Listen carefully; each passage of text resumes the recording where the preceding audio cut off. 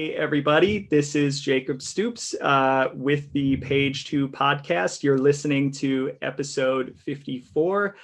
If you do not know me, I'm a senior SEO manager at Search Discovery, and we are here with Mr. Jeff Luella, technical SEO at the New York Times Wirecutter division. How's it going, Jeff?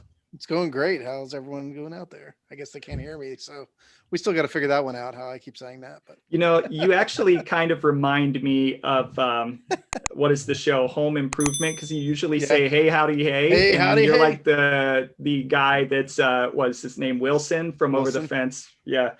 Or Al, you're a combination of Wilson and Al Borland. All right. Didn't think we would be going there immediately in the episode. But I will say it has come to my attention. And by come to my attention, I definitely mean I brought it to my own attention because I discovered a very similar podcast to ours. And I happened to listen to their intro. And I realized how much our intro and the way that we start up episodes really, really stinks.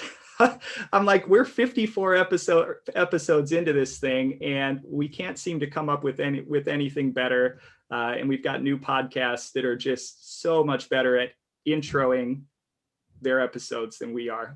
We just need to have fancy radio voices. Yeah, I learned long ago that I am. I don't think I've got a voice for radio. I'm not baritone enough. I was always more of a tenor. Yeah. So not going to work out. Either way, we tried something a little bit different there, and we'll kind of keep trying something a little bit different. But we have a very special guest today, Kristina Azarenko. Kristina, how's it going? Hey everyone, and I don't have radio voice either, but hopefully this is going to be an amazing episode and is going to be very useful. And I'm also curious how everybody's doing, and obviously I can't hear this as well, but at least smile, and I'll know that you smiled just listening to it. Absolutely. Yes. I feel like we all, especially after this week, I mean, it's been a stressful year, I think, for everybody for a number of different reasons. And I, for one, am so glad that the election cycle is coming to an end. I don't care. Yeah, right. No, I don't care which side of the aisle you sit on, and I don't want to like talk politics or anything, but I have to say the political commercials, the back and forth arguing between the candidates, the slow counting, every time I log on to Facebook or Twitter, it's just so exhausting. And I am very, for one, thankful that it is hopefully coming to an end, regardless of who is going to ultimately be elected the winner, which I think by now we've got an idea of who the winner is going to ultimately be. I'm just glad for it to be over. Yeah. So here in Atlanta, we have 2 Senate races. Neither candidate has gotten over 50% of the vote. So we're going to have 2 runoff Senate races that happen January 5th. So we have 2 more months and the political ads on the Senate race were worse than the presidential ads. So I have 2 more months of hate ads coming through for me. So not looking forward to that. So that was our brief devolvement into politics. So we're going to definitely move away, and we are going to talk about anything but politics or COVID or any of those depressing things. So hopefully we can bring a little bit of brightness to your day and a little bit of SEO to your day. Before we kind of get started with Kristina's background and her SEO superhero origin story, we're just going to talk a little bit about a couple of things. One, if you're a longtime listener to this podcast, we thank you. Our last episode between podcast listens and YouTube listens broke our personal record in terms of the number of listens. So we definitely thank everybody for listening. Really excited to continue to watch our numbers continue to go up and to the right with respect to audience. Very, very grateful. For people that have not listened to our podcast before, kind of let me just give you a 10 to 15 second breakdown of what it is. So a lot of YouTube shows, podcasts are very heavy with the knowledge dropping and basically saying that, hey, this is exactly how you do SEO or do this SEO thing. And as I think those of us that have been in the industry know, it's not always clear in every case, and every situation is completely custom, and nobody knows everything. And I think what nobody really does talk about a lot is kind of what goes into that, what's underneath that, who are the people, where did they come from? And that's kind of what we feel like is one of the more interesting components, understanding what it's like to be an SEO day to day, the challenges, the trials, the tribulations, the origin stories. We've had some amazing origin stories, some amazing backgrounds. At some point, maybe when we get to 100 episodes, I'd like to put together some sort of like an infographic or something that kind of coalesces all of the common backgrounds together and visualizes it in a creative way. But that's what you're getting. So if you're new, welcome. Hope you will enjoy the episode and hope you will become a longtime listener. So enough of me talking. Kristina, let's talk about you. Who are you and where did you come from? Tell us a little bit about yourself. I love the question, who I am, because I ask it a lot.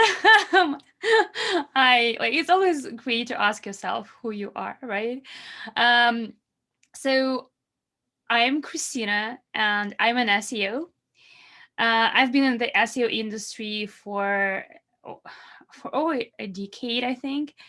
And it's been a journey. It's really interesting, and I love this industry.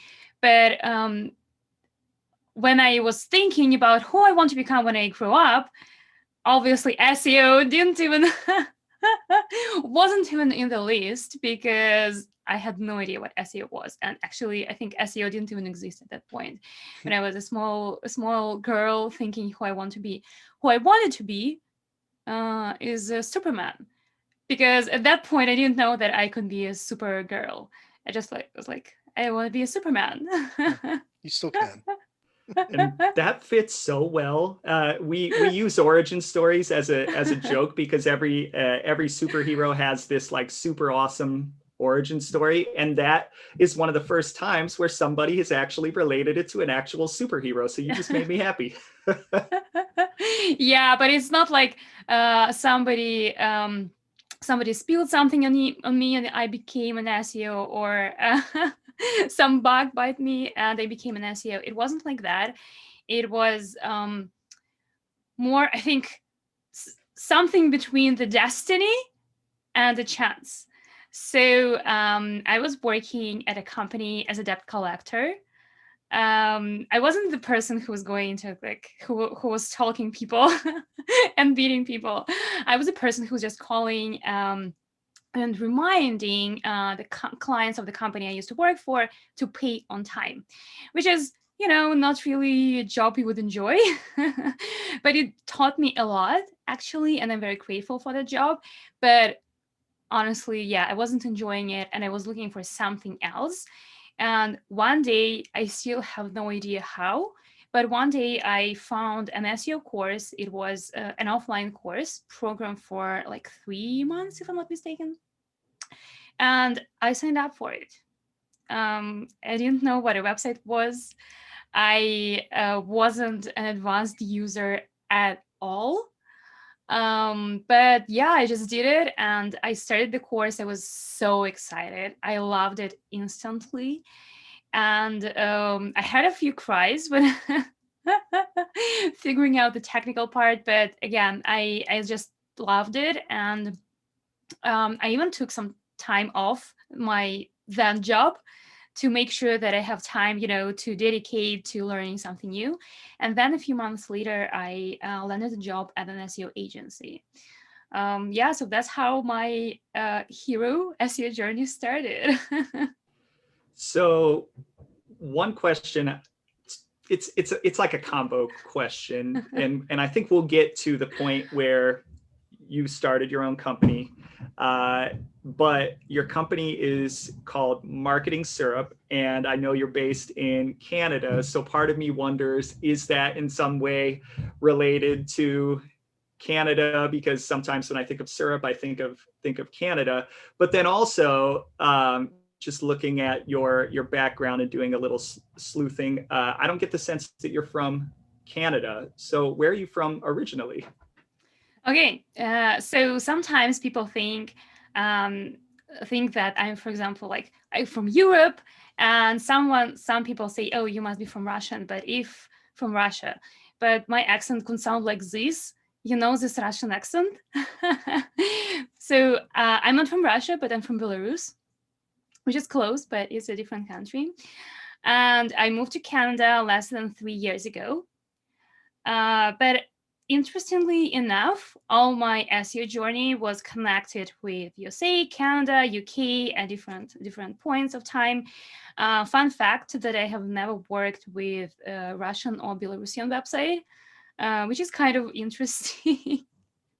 But for me, even if I try to look at a Russian website, I just don't know where to look at. If I needed, I would, but still. And I used to have an SEO blog in Russian. But when I moved to Canada about 3 years ago, I started it was just a blog, Marketing Syrup. I was actually really confused which name to choose. But as I just moved, I was like, it should be connected with Canada somehow. And Syrup, as you pointed out, is a really good connection, this connection with Canada. And instead of just being a blog, then when I went solo, it just became the name of my company, because I just honestly love the name. It sometimes happens when you come up with a name, but then you hate this name. But in my case, I'm happy that I still love this name. That's great. That was a very polite, nice Canadian answer. I would imagine you're also very polite as well. Yeah, I'd say I'm polite. Belarusian people are quite, we are polite. We are good people. Nobody actually has any problems with Belarusian people. And Jeff, quick question. I can't remember, but I don't think we have interviewed anybody from Canada before. Oh, Belarus. Well, Yeah, much Belarus. less Belarus, but definitely Canada, definitely or UK, but living not in Canada. Canada. Yeah, we've covered UK, we've covered Australia, of course, the US, and Raleigh, which apparently is an SEO sub-country in the US. Crazy. So as I'm thinking, and again, we do a lot of pre-research ahead of these episodes. You went to school for linguistics, and then you became a debt collector. I guess my question is, how has linguistics prepared you for your future career in SEO, and how did you go from linguistics to debt collecting? Yeah, so it's a very interesting question, and it's a life journey, So yes, I was after graduating from college, I graduated as a translator from English to Russian, and the reason why I went to this college in the first place was just because I love the English language, and I did a few translations. I worked as a translator when I was at college, actually, but for me, this is just boring, even though I trained myself and I had so many different lessons for this. This is just something I didn't want to do. I just wanted to know the language at a really good level. So that was my reason. And then I went to the university, which was actually for translator as well. I didn't really think about my long-term plans then. So it was for translator as well, for fiction books. But then as I found out that we were actually kind of librarians, we were trained as librarians. And I was thinking, well, actually, this is too much. This is not something that I want to do. And I just quit the university, and I needed to do something. I needed to find a job quickly. And it was a very scary time for me because I'm a good student, and till then I was studying all the time and I knew how to do this, but I had no idea how to work. So I was actually looking for any kind of job that I could land. And the debt collector job was that type of job. I didn't use English there. So actually nothing from my education. But yeah, it was just, type of job when you need to go from one period of your life to another. And the second part of the question was how linguistics helped me in SEO. And I think it's not about linguistics. It's not about linguistics. It's more about knowing the English language. And that's the main thing, because I think I write more now. I write more in English than in Russian. And obviously I work with English websites, and I'm on this podcast. So I think it has helped a lot. That's great. Yeah, I definitely will not be going on any Russian speaking podcasts. So I definitely commend you. And your story actually is very similar to mine. And I definitely don't want to come off as belittling it in any way. I thought you will say, oh my God, your story is so unique. Well, I mean, it is. It is unique. My story was very similar, where when I was in college, I was in a much different place in my life and a much different level of, in my case, maturity, and just not really sure where I wanted to go directionally, not necessarily with the right person from a personal standpoint in terms of relationships, and not really having anything I was super passionate about. I was working a really, really difficult job, partying, quite honestly, to be the most honest, partying my way through college and eventually out the door, and got to a point where I needed to hit a reset with my life, and moved on from a lot of things. And you may not like to talk about being a debt collector, and I totally understand that, because I was a pet counselor. Basically, I worked at a pet store. And for those people that watch the show The Office, when Dwight was let go from Dunder Mifflin periodically, he became a Staples representative.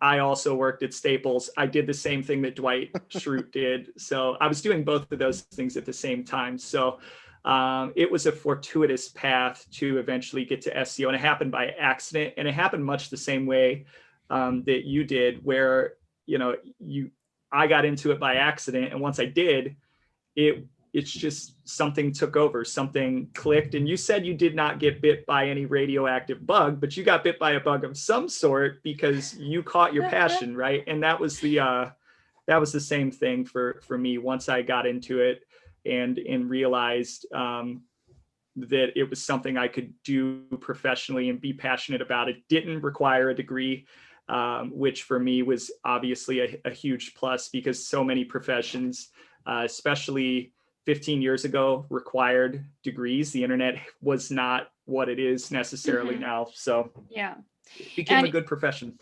And yeah, honestly, I'm so happy that I chose this profession. Obviously, when I was doing it, I didn't know that I would move to another country. I had this in plans, but I didn't know for sure. So for example, if I were a medical worker or, I don't know, an engineer, I would need to go through a lot of things to work as an engineer, for example, here. But with SEO, it's completely different. But also, what I wanted to say is that I think everybody works at some jobs that they don't like, especially when they're starting or when they're resetting their lives. Honestly, when you are in that particular situation, when you are in that particular period of your life, when you wake up and you actually don't enjoy your life or what you're doing. But this is also an important period of your life, because when I go back and when I look back at the job that I had, like this debt collector job, as I said, it taught me a lot. And I'm sure that your work at Staples or as a pet counselor, at least you work with pets. Pets are so cute. So maybe your nervous system was better. So there are actually many things that you can be grateful for, even for such interesting periods of your life. It did teach me that I will not pick up a spider. And this is a funny story, and then we'll get on to the SEO. So when you work at a pet store, it's not just dogs and cats that you have to get out. It's giant freaking birds, giant snakes, tarantulas, fish, all kinds of other things. And I kid you not, and I'm not trying to be like, I don't even know the right word, but I will say the last person that I expected to call me on my fear of spiders was what I can only imagine. I don't really know her age, about 10 years old, a 10-year-old girl came and asked me, and it was the first time and last time anybody asked me to get a spider out. Can I see the tarantula? And can you get it out for me? Nope, I can't. She called me so quickly on my fear of spiders, and I definitely had to go. We only had like one or two people in that store that were willing to go get the tarantula out, and I was not one of them. And a 10-year-old girl called me on it, and I have no problem admitting that. I think there's like a whole new podcast here of. Oh my God, I was sweating bullets. Anyways, cool. Let's get into the SEO.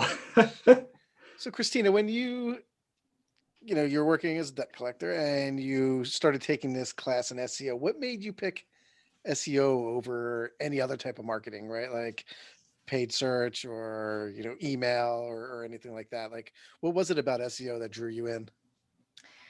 I don't know. I don't have an answer for this. I asked myself this a lot, but in this course, we also learned a little bit of paid, I remember Google Analytics and all this stuff, but the core was SEO. And I just remember that there were so many subtle and different things. And I still have this file with a list of useful resources. And I remember this, going down the rabbit hole. When you open a post about something, and then this post has 5 more links to something related, and you open all of this, and each of these posts has a few more related links, and I opened them all, I read them all, I tried, I tested, and I don't know, I just felt that I found something. That's why I was doing it. Well, that's great. No, that's kind of how, when I got into development, originally I was working, no pet stores, but I worked at Best Buy. I did work at like Bed Bath & Beyond for like a minute, like just jumping during retail stores during college just to help pay stuff off. But I built websites on the side just because I thought I was going to be like an amazing DJ. And so I built my own website there. And then I had a customer come into Best Buy and really pop up and like, oh, you run a business making websites? I make websites. And the next thing you know, I had a job. So that's kind of how I got into it. It was a passion. But moving into SEO was more like of my development passion on accessibility. I really was like trying to focus on making sites more accessible. And most companies don't care about that. But SEO and accessibility are very close together, at least in some of the tactics. So it really did help there. So that's how I got into SEO that way, and been in there for a little while now. But so looking at SEO in general and starting off into it, what were some of like your biggest fears, like when you like jumped, got out of your debt collecting job into that SEO job there? Like, what were some of your fears that you thought, like, this is my first SEO job. I'm just learning this. And when you took that job, did you have any fears, or did you jump in there and they took care of all that stuff and taught you? Honestly, I don't remember how this graph is called. Oh my God. But this graph, when it shows how your knowledge and being confident in your knowledge changes over the time. So when you're just starting, you're on top, like you are the best, because you don't know what you don't know. And then you start understanding, well, there are actually more things that I thought. So to answer your question, when I just started at an agency, I had no fears. I was really happy. It was part of my life when I realized that I arrived to the place where I was destined to be, and no matter what happens, I'll get through. So it was, rather than always chasing something, I was just standing there, hanging out there, and realizing, okay, what's going on and how I can react. So I didn't have any fears. I was enjoying, and I remember that at first I did lots of link building with really not nice methods, but that's something, like when you join an agency and you're given, like, okay, you do this and this, and you just do this. You're a junior SEO, you still have no idea what's going on. But then when I was trusted to do SEO audits, oh my God, I loved it. I loved it so much.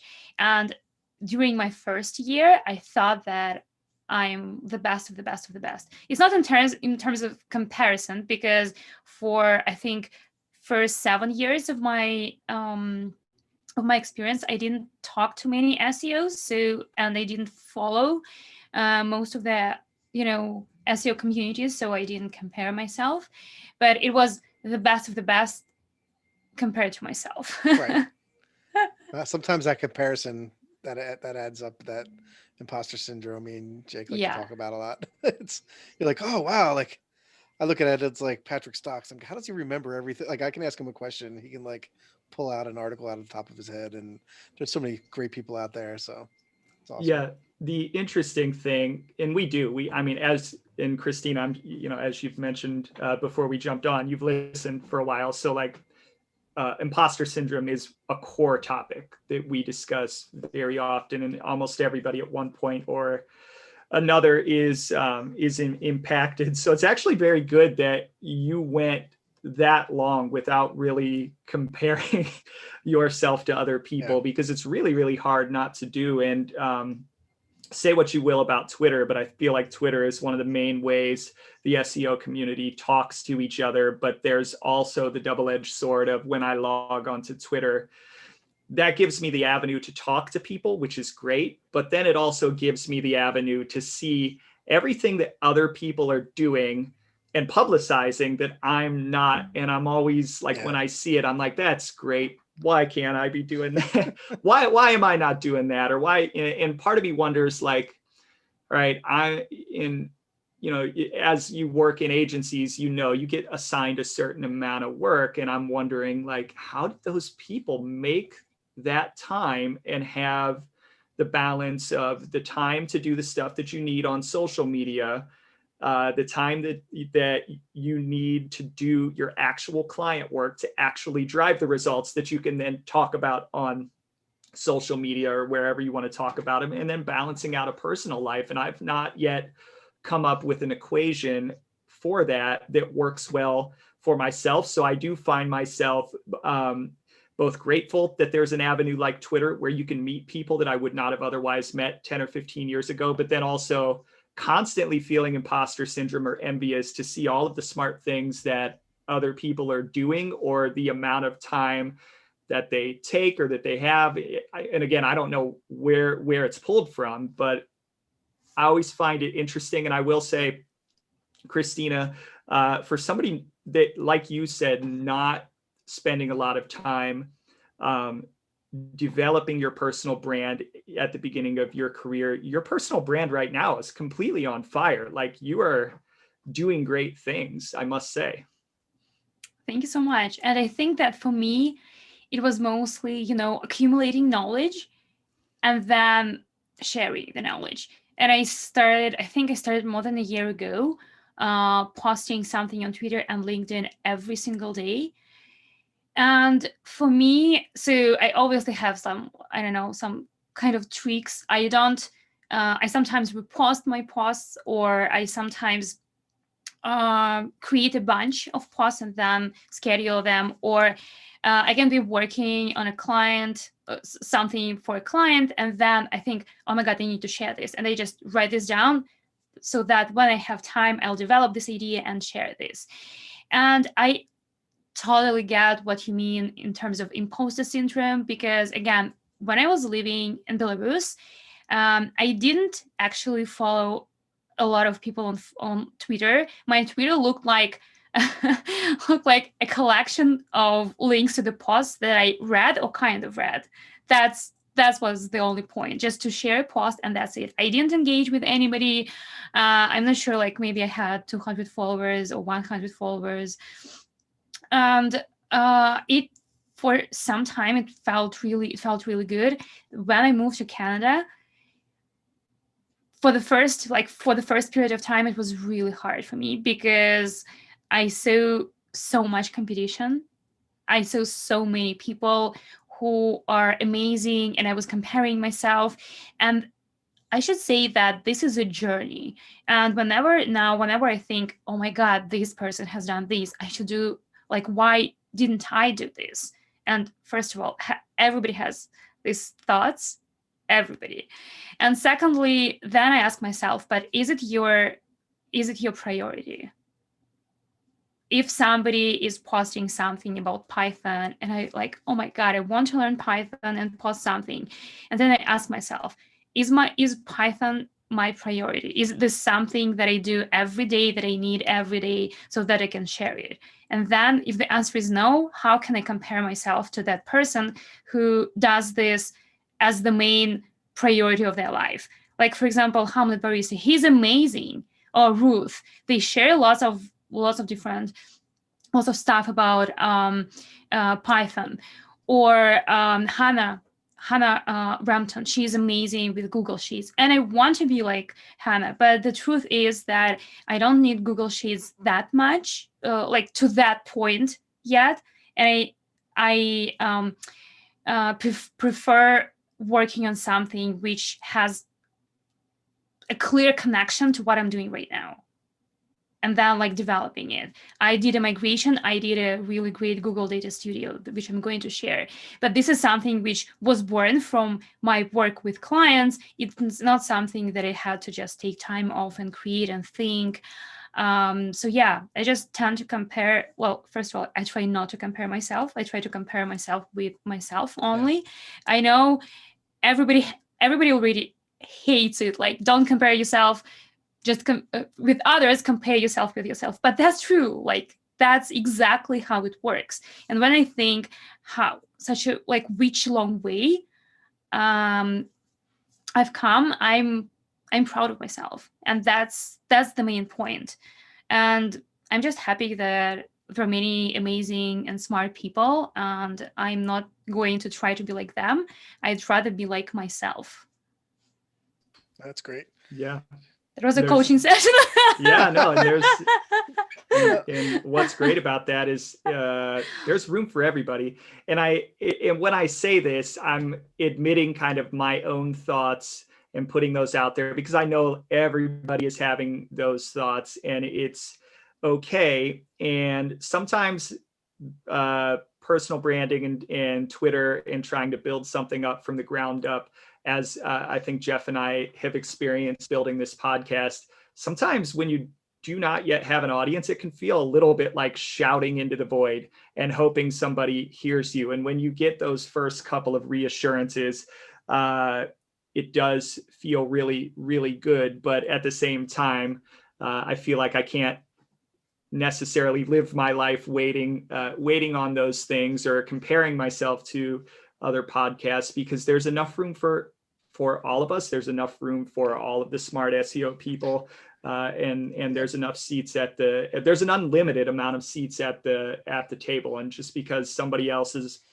really smart, it doesn't take away from how smart you are. It kind of reminds me of when we with my kids, sometimes when we give a compliment, I have 3 kids, when we give a compliment to one of my kids, the other one will say, but daddy, I did this other thing too, or, but I'm not this thing, or I didn't do anything. And we have to say, okay, Carter, just because we gave a compliment to Ellie, my daughter, that doesn't mean that you're not still good at this other, and we have to remind them. And sometimes I think I have to remind myself, just because there are other smart people in this industry doesn't mean I'm not smart too.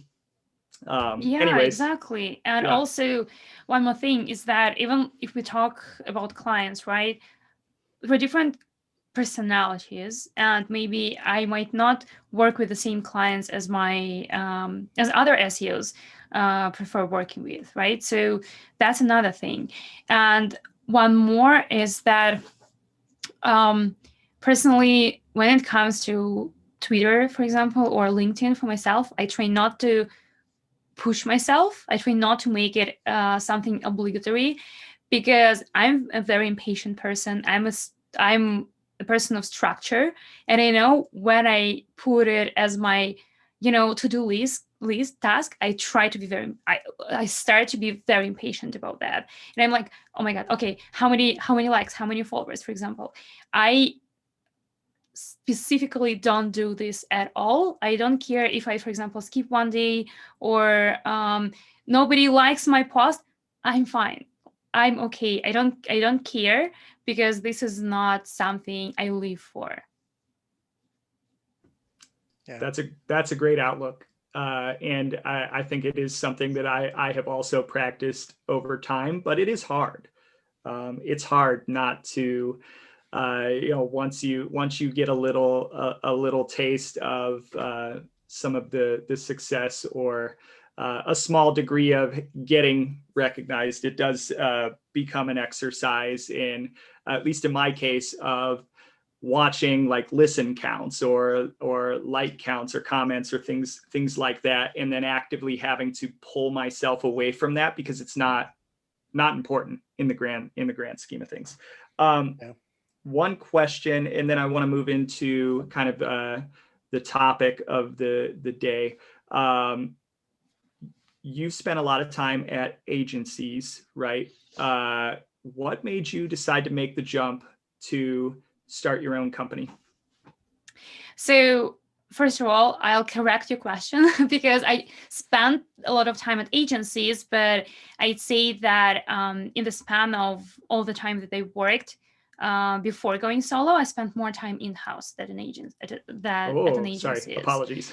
Yeah. So and honestly, so I now have experience from 3 different angles, and I love this because I know how things work from different perspectives. I started, and I just realized that I started my SEO career at an agency, and I ended my full-time SEO career. It might not be ended forever, but I mean, at this period of time, as I'm working solo, and my last full-time job was at an agency.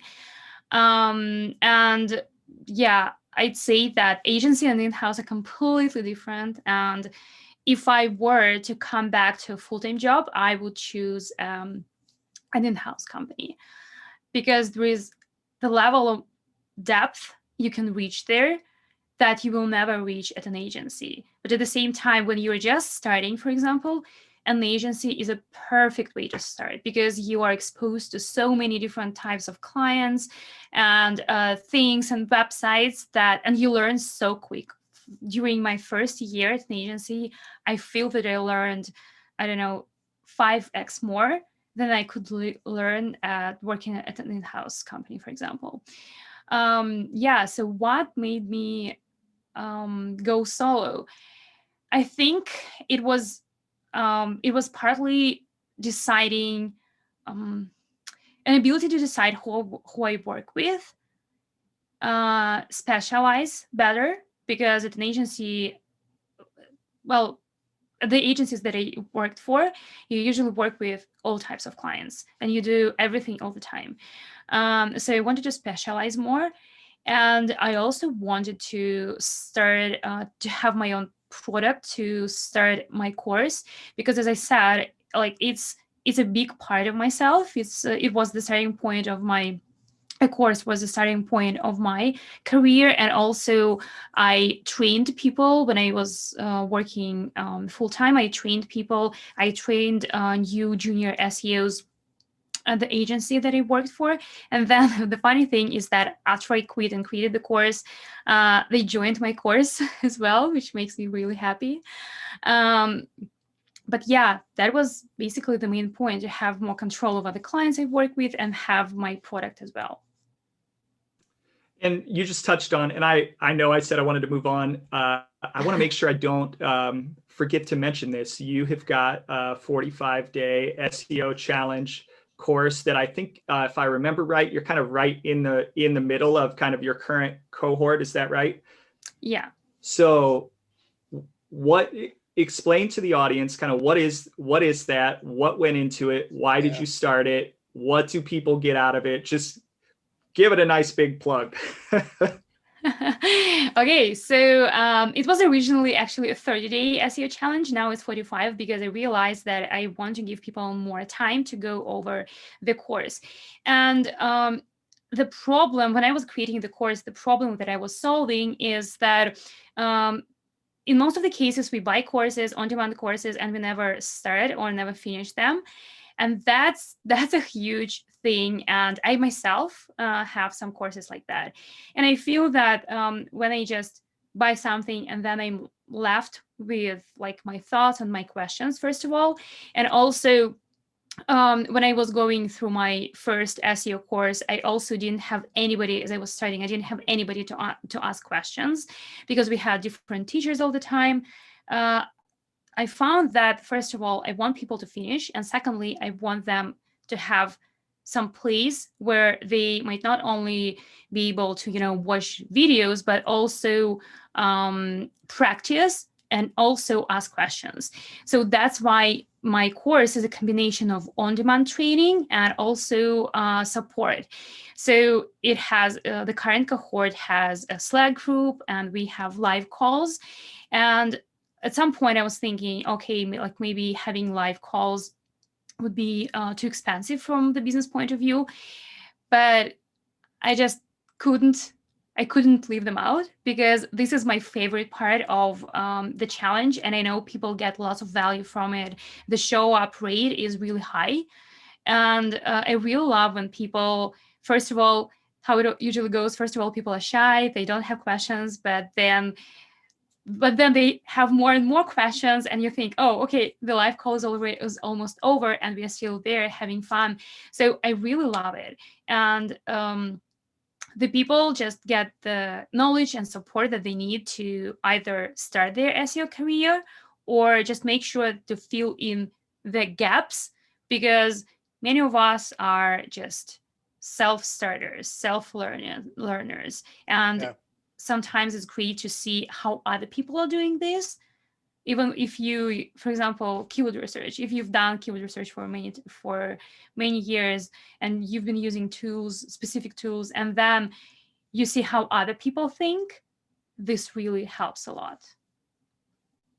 Yeah, it's interesting. That's one of the, I don't go to many conferences, but I think I like when I go to conferences, I just enjoy learning other people's processes. I think I have, a good knowledge of what needs to be done, but then you see someone pull up a slide and they use a different tool than you used, or a different process to get those results, and you're like, oh, I just like learning that a lot more. And I think I get more out of that out of conferences I go to. It's just like learning new tool sets, new ways people do things. Because at the end of the day, we have the same idea. Like, we're trying to rank websites, but it's just the different processes there. Yeah. Exactly. Awesome. So let's jump into some of the topic. I know that you are focused a lot on e-commerce. Mm-hmm.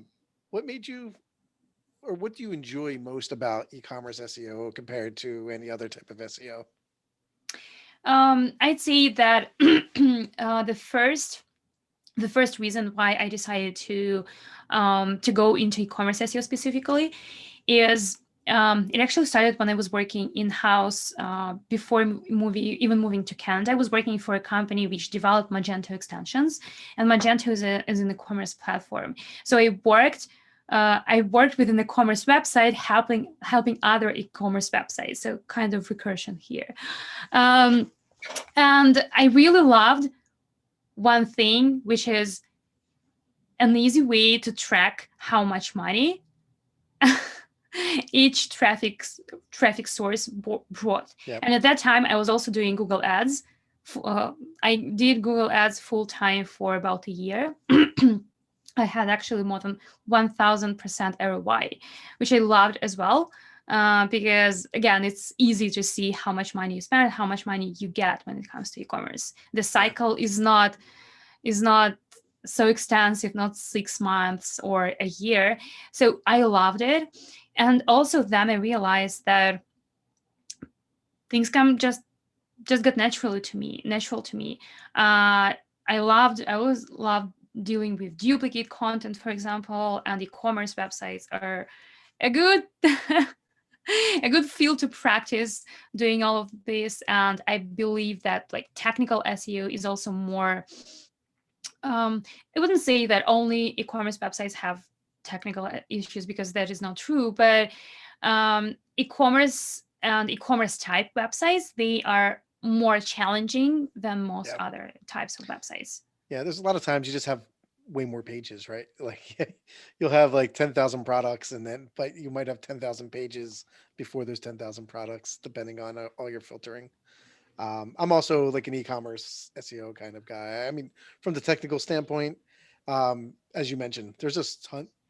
Not that any other site doesn't have technical SEO problems, but e-commerce tends to have them the most. And I've worked with some clients where like we did nothing on the content side, nothing on the outreach side, and just fixed technical stuff, and saw 10x gains on that, and it was just amazing to see stuff like that. Yeah, exactly. So here's what I like about e-commerce.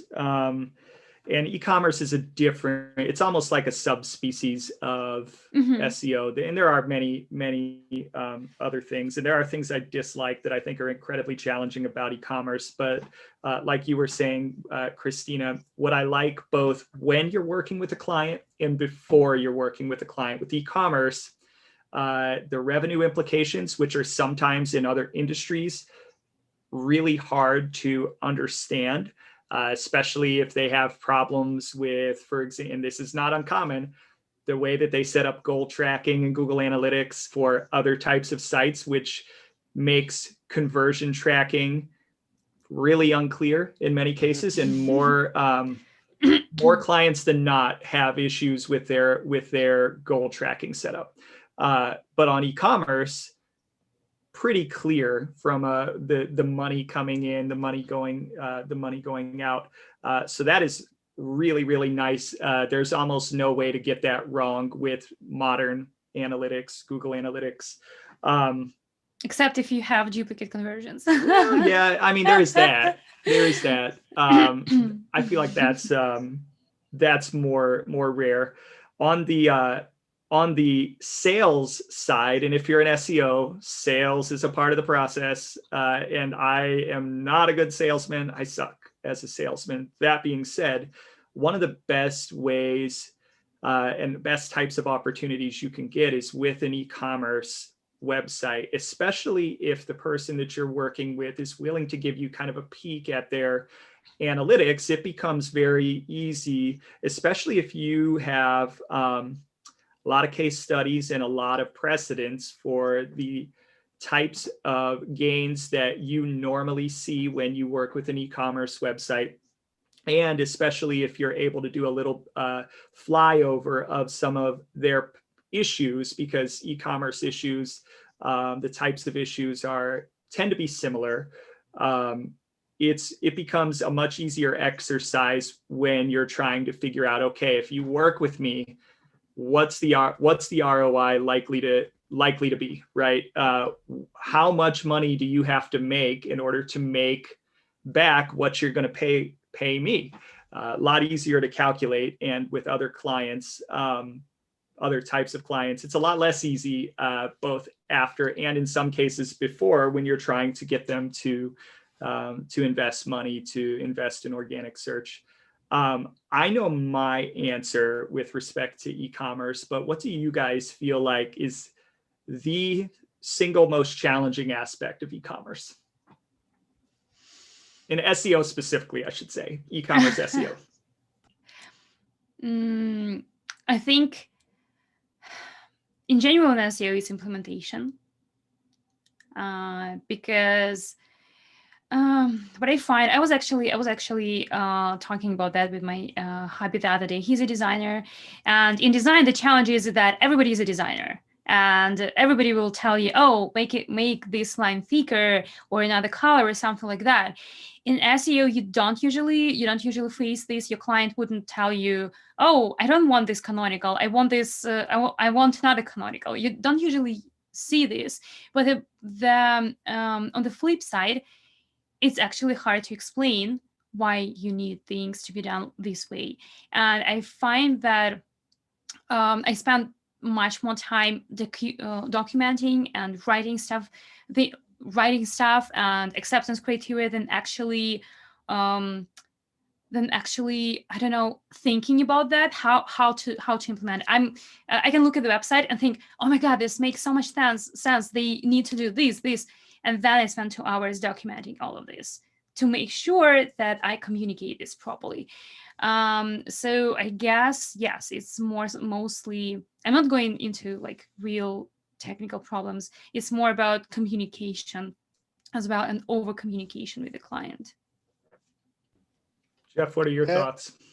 I think besides implementation is always hard, right? That is the one thing that is, if you have a good relationship with some of the developers, that might make it a little easier, but it's definitely really hard. But I think even when you have everything in play, it all depends on what you sell, right? It's like some of that stuff is like, if it's eBay, Amazon, and all the big guys are selling the same things, you're gonna have a lot of trouble like beating them on rankings there.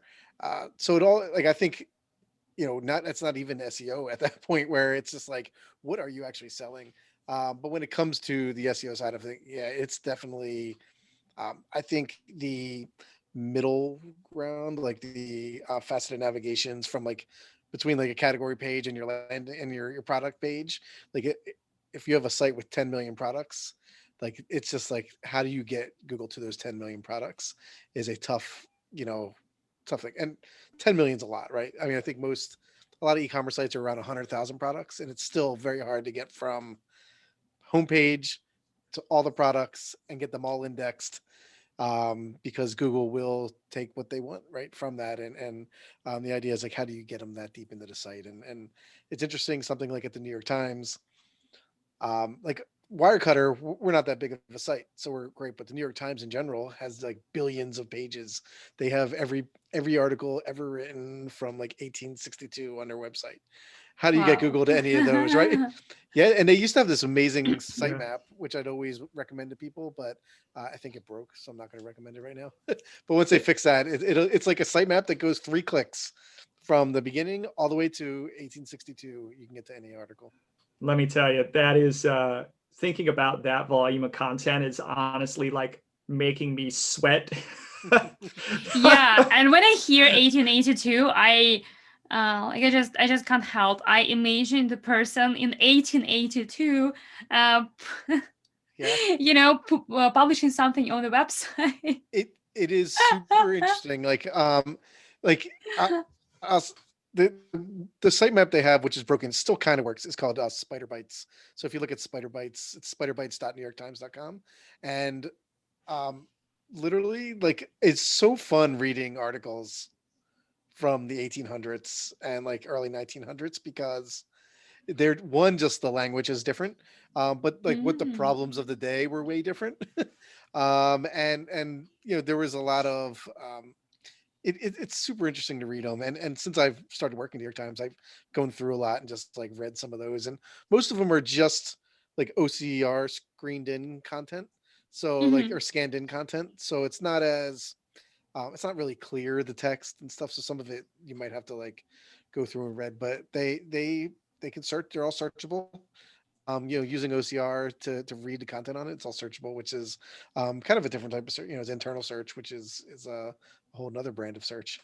I'm just so curious if these really old not old last year, but old 1882, if these posts actually like visited from Google. So we use Or Spotify. which queries is so Yeah. interesting. So we use Spotify on our site, and they go hook it up to the log files. And I will say it's not as much traffic going to those as you think. I think it is more of just a flex. Yeah. Where we have like what we have. So Fresh content, right? oh yeah. 1882. Oh, That's more evergreen, but it's I was like gonna say, really that's older than evergreen, I think. yeah, Jeff, you totally stole my thunder. That is way more interesting than what I was gonna say. I was just gonna say, like, for me, the biggest challenge with e-commerce is faceted navigation. That's like the bane of my existence Yeah. when I'm working with an e-commerce site and they've got all kinds of facets down the left rail, all kinds of filtering options, and each one of those filtering options creates a new URL or a parameterized URL, and they're not blocked or no indexed, and trying to figure out, okay, for this category, which one of these facets do people actually search for? Which one needs to stay open to crawling? Which one needs to stay not open to crawling? All 2-facet or 3-facet or 4-facet, how many facet versions, and it depends on the website, need to be blocked because there's a point of diminishing return, and crawlers can't cut through it, because for big e-commerce sites, like especially the really big ones, probably like New York Times, crawl budget, it's a real thing. For smaller e-commerce sites, not so much. But that's one of the bigger challenges that I feel like I deal with. One of my favorite challenges to deal with on e-commerce sites, because they are usually pretty templatized, but again, it's a challenge of implementation more so than it is proving out the potential value, because you've got nice revenue figures to work with, would be site speed. The most underrated technical SEO thing, almost every site I ever work with gets it not just wrong, but like way wrong. Everybody knows the value. There are so many case stories to prove the value. With an e-commerce site, it should be a lot easier to push through the system, because you've got nice product templates, you've got nice category templates, you've got a homepage, and usually your site is segmented into a handful of 5 or less, maybe a few more core templates. So you would think working on site speed is actually easier, or it should be easier, but I still find that even though like you can prove out the value of that one a lot more easily than you can say like adding alt text to an image. People always ask, how much is this minute detail going to get me in terms of money? And it's hard to answer, but with site speed, you can answer that, with pretty finite data, and Google helps you. Still just as hard to push through development teams. Yeah, but it's also like, it's becoming more of a thing. And I believe it's when Google pushes things, it pushes them hard. I mean, so and with the site speed, it's one of the things that Google pushes. So I think it's going to be easier. I hope so. But going back to faceted navigation, Jacob, when you were talking about, you find like this filter and it appends a parameter, and then you think, and I was thinking, oh my God, this is my favorite part. I love structure, and I'm all about, documenting and figuring things out. And I remember I had a client, and I remember I checked how many pages they had an index, and I was really surprised because they had, I think, 20 times more than I would expect, because the website was pretty small. And as it turned out, 90% or even more of the pages in the index were actually filters and sorting options and all this stuff.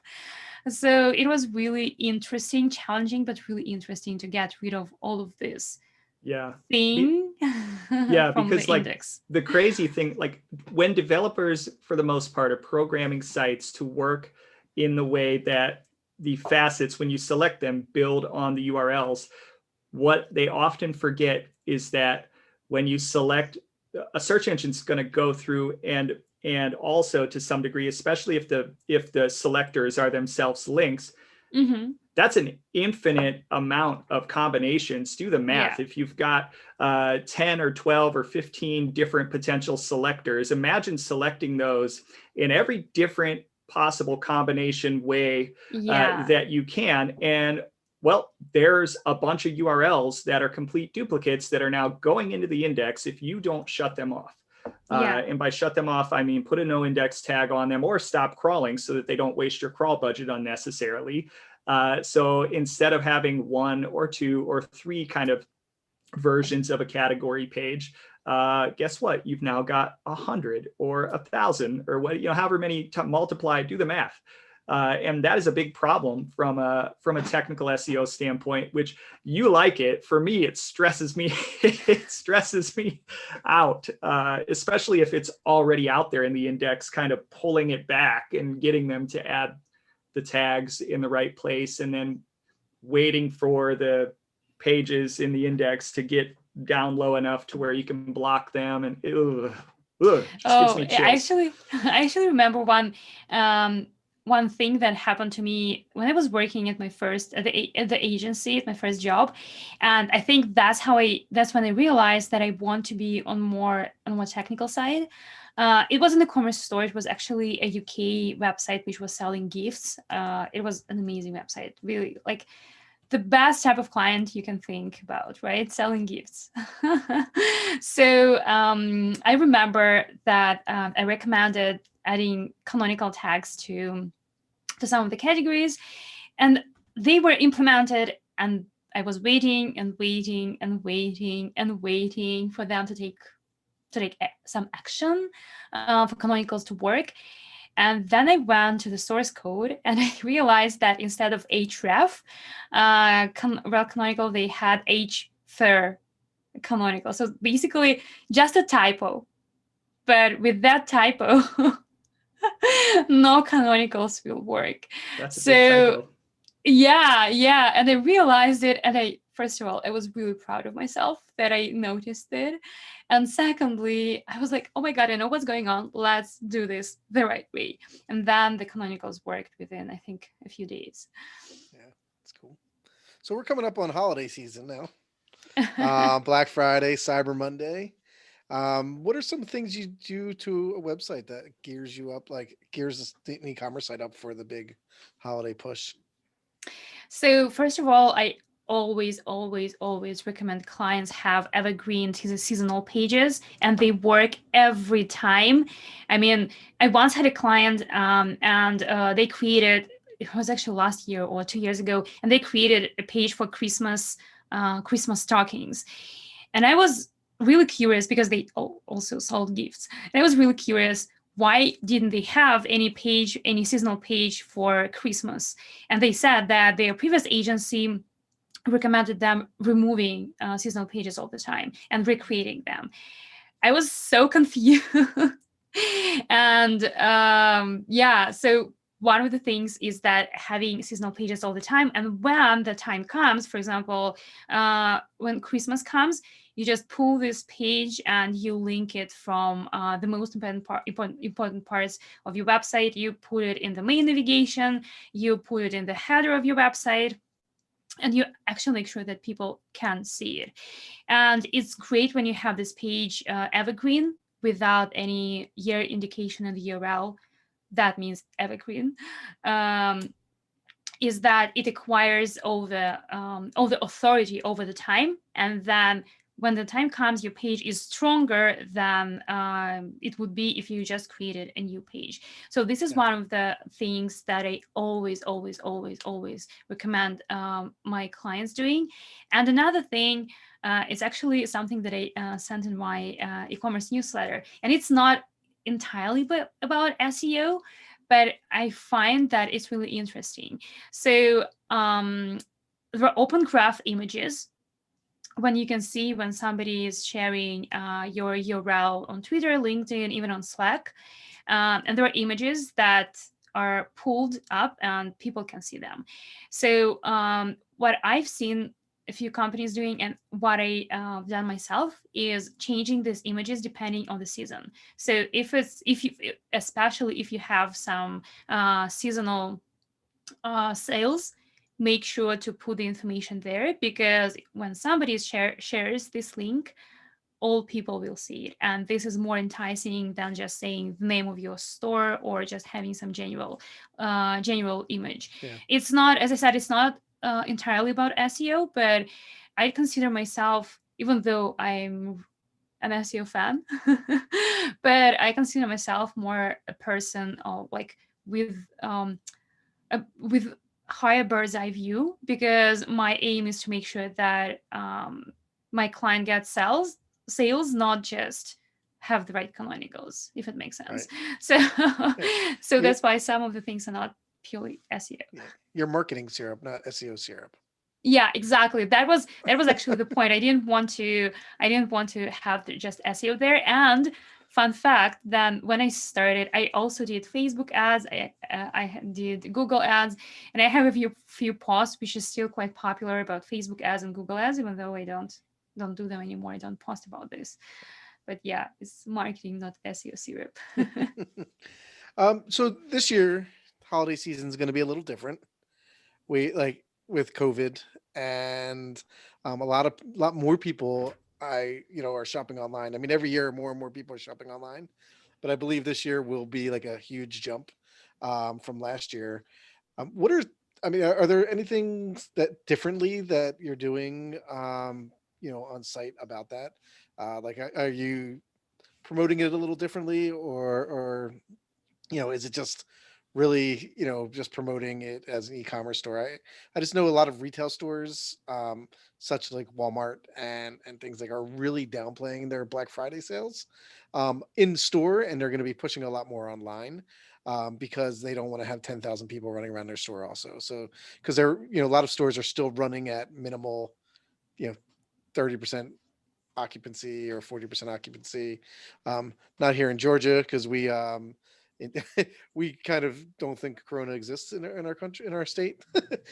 No, Interesting. we were like the first state to open everything back up, and which is borderline on the political side of things. But at the same time, I know there's a lot of other states that are still, and I'm sure in Canada too, like not at 100% occupancy. So what are some things we do on the website to kind of maybe push people towards the website instead of going inside the stores? Yeah. So one of the things. So first of all, get the foundation right. As I said, like make sure that people can actually see on your website and each page of the website that you are having seasonal, not only on the homepage but also on other categories, that you're having seasonal offers. And secondly, will really help to push orders online versus offline is having special online offers.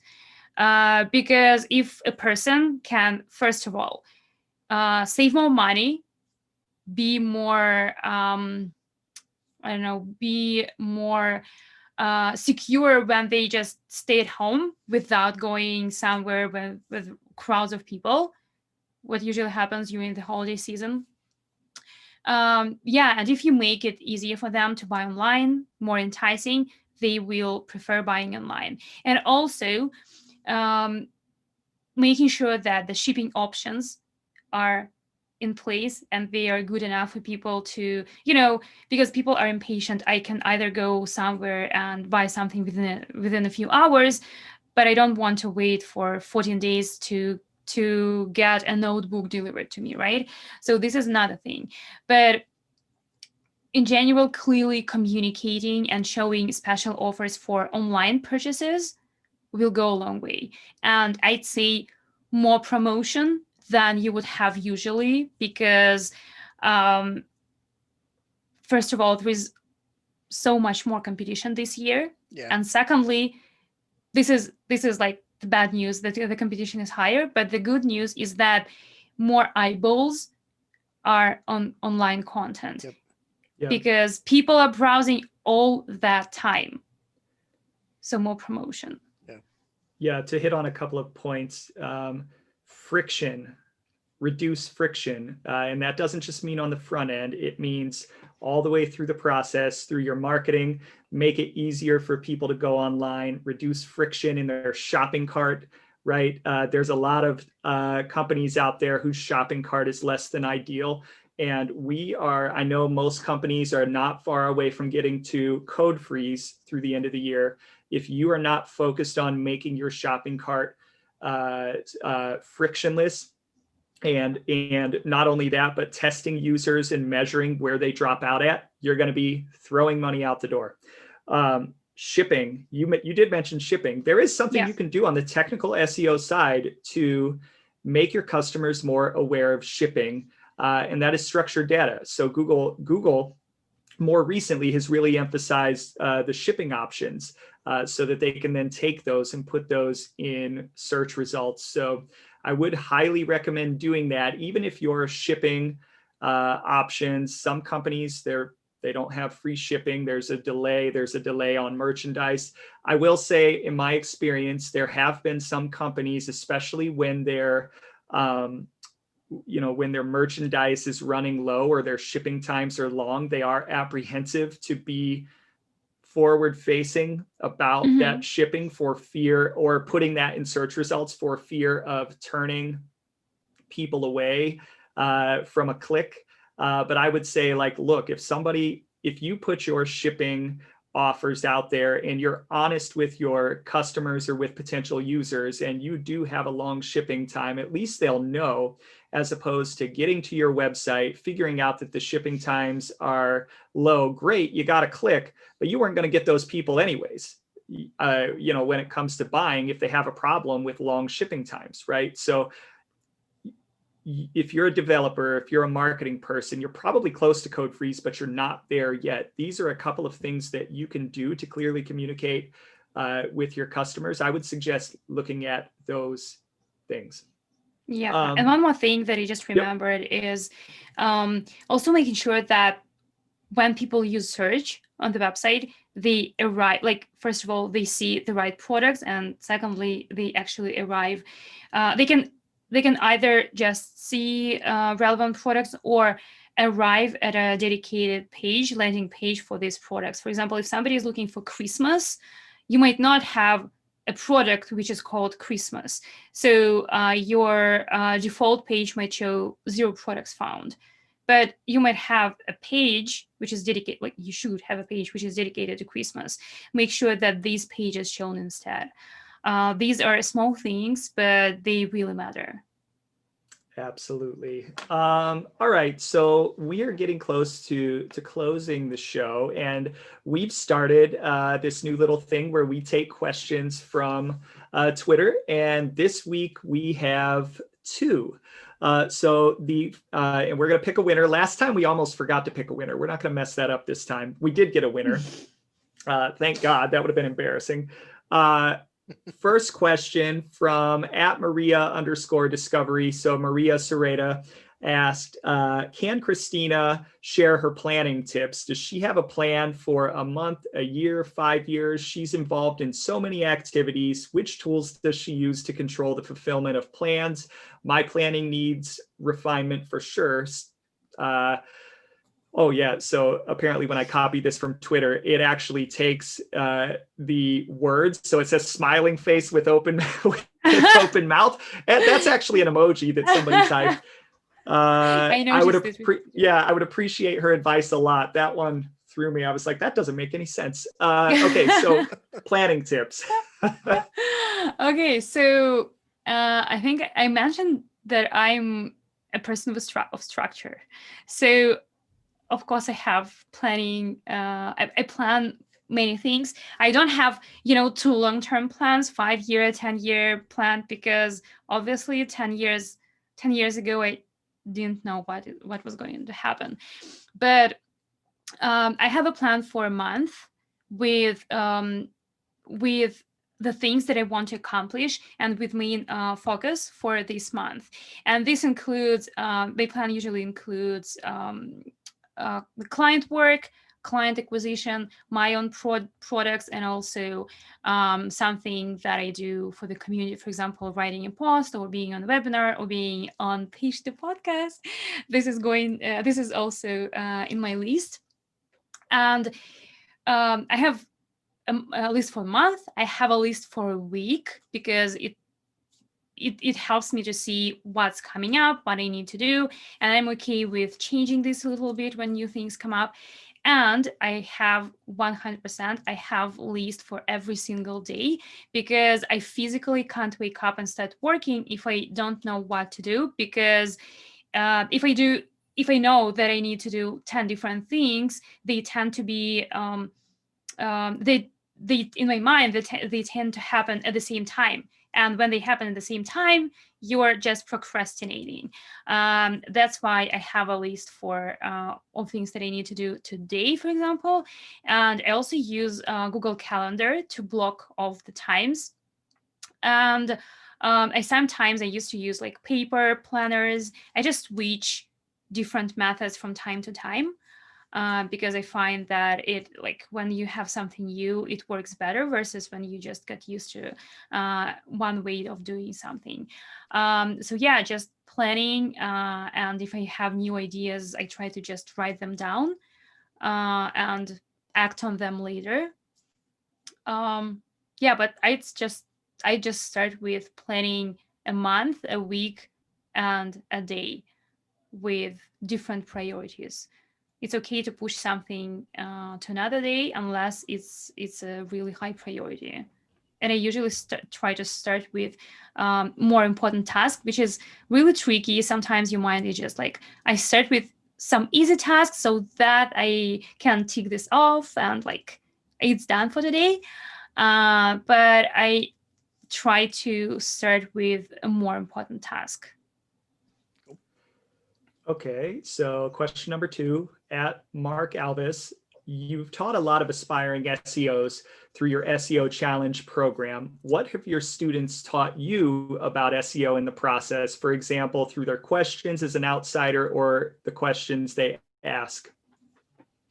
Yeah, it's really great question. So I think one of the things is that when you teach somebody, you still go from yourself, right? From the way how you perceive things. And then when you have the feedback from people, you understand, oh, okay, so I can do this better. I can cover this in a different way. Or what I find that sometimes honestly, it can be hard to relate to people who are just starting, because you might think, oh, this is common sense, but it's not. And that's okay. People don't have to know everything, especially when they're just starting. So it gives me a better perspective or a better way of, for example, explaining something, or a new use case.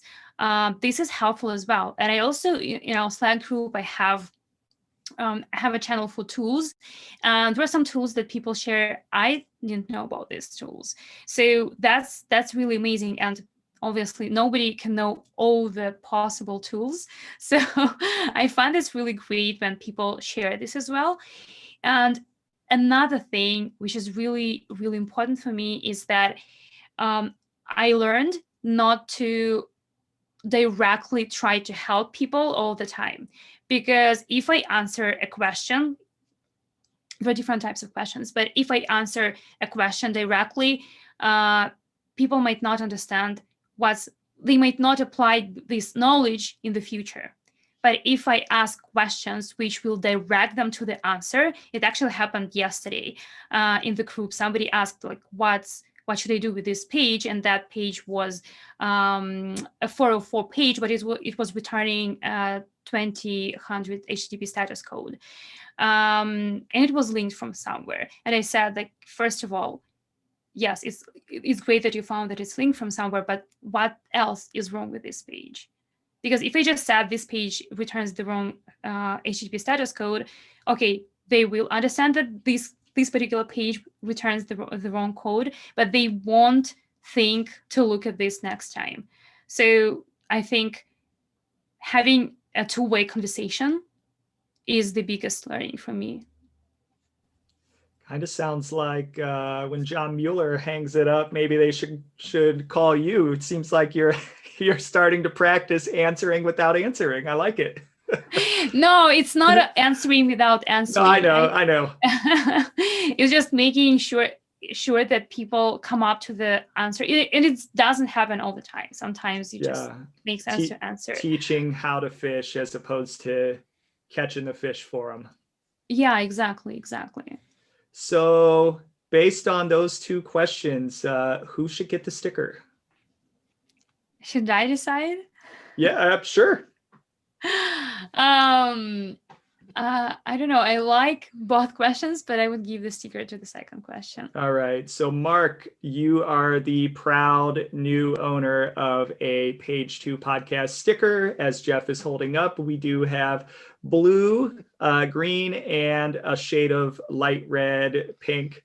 We've got 3 amazing colors. So we will be getting in touch to send you your sticker to begin repping our podcast.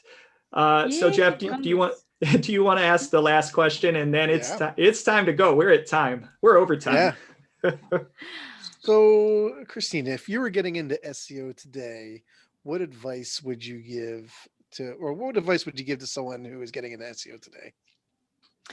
Okay, so first of all, I think I'd try to understand what I need to learn.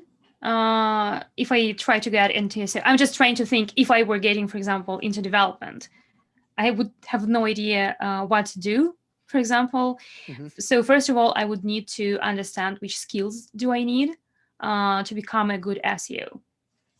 And secondly, I would recommend people not to be intimidated by all the knowledge that they need to acquire and by all the people in the industry.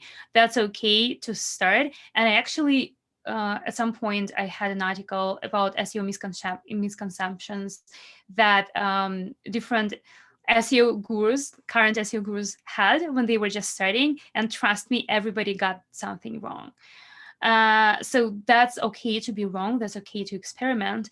And one thing that I recommend as well is start sharing if you feel like it. If you feel like helping people, if you have time for this, start sharing what you learn, because you will find your audience. You will find people who will find it really useful. Great. Yep. Excellent answers. Kristina, thank you so much for coming on our humble little podcast. Where can people find you? Yeah, so my website is Marketing Syrup. You hear this for the first time. I'm also really active on Twitter. I'm at Azarchik, CK at the end. And on LinkedIn as well, Kristina Azarenko. And I also mentioned SEO skills. So a little plug here. I have a list of 23 core SEO skills, and they are free to download at seochallenge.co. You can do this as well. And I'm pretty sure if you reach out to me on any of these platforms, I'll be happy to answer your questions or to help you out if you're just starting. And if you visit her website, you better be eating pancakes while you're doing it. So